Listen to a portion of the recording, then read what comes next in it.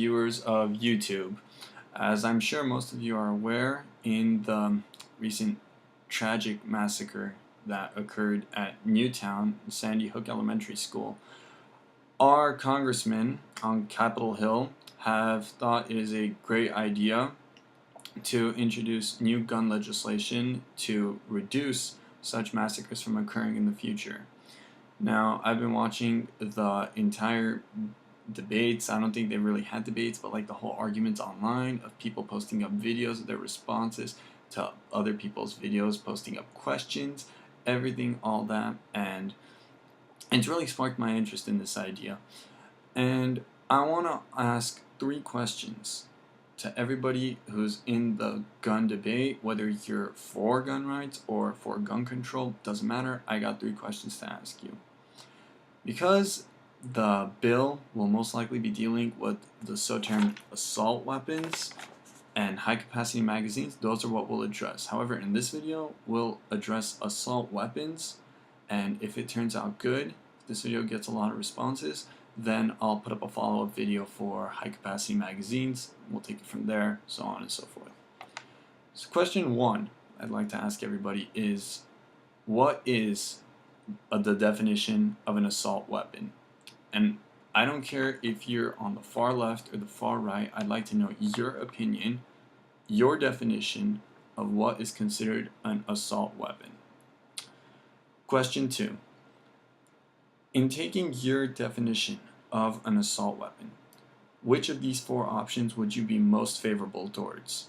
The restriction of such weapons, in other words, we ban them outright, or we restrict their sale to certain groups. I'm not really sure which groups they would be, but the ban / restriction of assault weapons. The registration of assault weapons, in other words, we still allow them to be sold, but you must register them with your state's Department of Justice or local police office, police department. I really don't know. Just registration of assault weapons. Both, in other words, we allow a grace period of, I don't know, for all intents and purposes, let's say 1 year. 1 year to stock up and buy as many assault weapons as you please, and then we ban them completely? Or would you be for neither of these 3 options? And if you choose neither, I'd like to know your idea of either why or your suggestion of what you think would be an effective response to assault weapons being a danger in society.